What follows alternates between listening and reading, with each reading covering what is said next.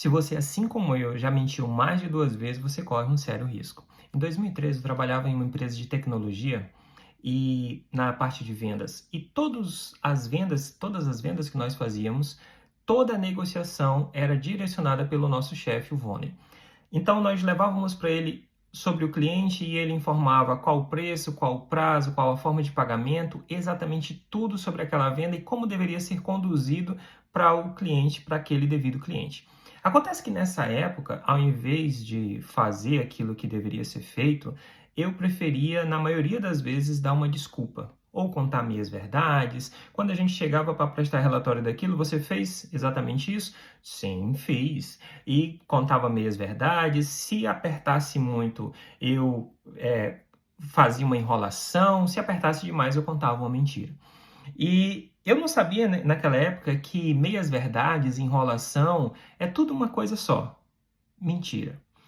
Então chegou um dia em que eu fui para uma reunião com ele e ele me apertou tanto, mas me apertou tanto, mas me apertou tanto que naquele dia eu fiquei com lágrimas nos olhos para eu poder admitir que eu estava errado e que eu não tinha feito exatamente como ele tinha mandado fazer em relação àquele cliente. E quando eu saí daquela sala, com lágrimas nos olhos, eu falei assim: a partir de hoje vai ser diferente. Eu vou tirar tudo sobre desculpa, sobre enrolação, sobre mentira da minha vida. Então foi assim que eu fiz. Se eu fiz, eu digo que eu fiz. Se eu não fiz, eu digo que eu não fiz. E a vida fica muito mais simples e muito mais leve, né? A Bíblia diz lá em Provérbios 6,16 que 6 coisas o Senhor odeia. Dentre elas está olhos altivos e língua mentirosa. Ou seja, Deus odeia língua mentirosa. Em Provérbios 12:22 ainda vão dizer assim: os lábios mentirosos são abomináveis ao Senhor. Então veja, Deus odeia a mentira e Deus abomina a mentira. Ah, pastor, mas eu já menti muitas vezes, então quer dizer que Deus me odeia? Não, ele ama o pecador, mas ele odeia a mentira.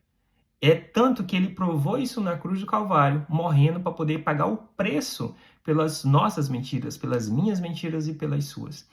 Então, olha, que eu já era um cristão, eu estava na igreja, todos os domingos eu ia à igreja, toda semana eu ia na igreja, participava das coisas da igreja, mas, na verdade, eu era um mentiroso. E quando você mente, o problema está em que não é só um pecado, é algo mais. Você está mostrando uma característica do seu pai. Quando meu filho Pedro tinha por volta de uns 2 anos, a minha esposa Cléo sempre falava assim: a orelha desse menino parece que tiraram a sua e colocaram na dele. A orelha dele tem essa curvinha aqui, igual a minha. Então, isso é uma característica minha, que sou o pai dele, nele. Então, quando você fala mentira, você mostra uma característica do seu pai. E Jesus falou assim, em João 8,44, vocês têm por pai ao diabo. Quereis satisfazer os desejos do vosso pai? Ele foi homicida desde o princípio, não se firmou na verdade porque não há verdade nele. Quando ele profere mentira, ele fala do que lhe é próprio, porque é mentiroso e pai da mentira. Na Bíblia tem várias listas de pecado da carne. A mentira não está lá. Sabe por quê? Porque a mentira não é um fruto da carne. A mentira é uma ação maligna na sua boca. A Bíblia diz em Apocalipse 22:15, ficarão de fora. Ficarão de fora da onde? Do céu. Quem? Todos, dentre eles, né? Tem várias coisas, mas diz, todos os que amam e praticam a mentira. O que é praticar? Deixa eu te explicar. Uma vez, se você erra uma vez, isso é um deslize, um pecado, um erro. Se você faz mais de 2, isso já começa a virar uma prática. Se a mentira faz parte da sua vida, se ela é prática na sua vida, você, assim como eu naquela época, não podia e não pode ir para o céu. Mas eu sou um líder, eu sou um líder cristão. Se você mente, você não pode ir para o céu. Não, mas eu sou cristão há muitos anos. Se você mente, você não pode ir para o céu. Não, mas eu só faço uma mentirinha. Desculpas, desculpas e mais desculpas, assim como eu fazia. Você não pode entrar no céu. Agora eu tenho uma notícia boa para você. Jesus pagou o preço, porque o justo era que todos os mentirosos ficassem fora. Está escrito. Leia você mesmo em Apocalipse 22:15 e olhe com seus olhos.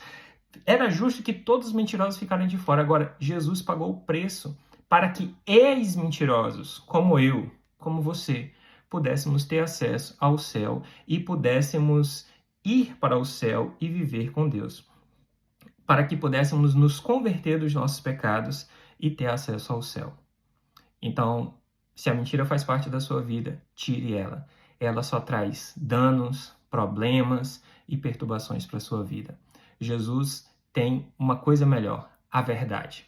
Utilize ela sempre, ela nunca vai falhar. Compartilhe para aquele seu amigo que você sabe que já mentiu mais de 2 vezes. Que Deus te abençoe e te guarde. Fica com Deus.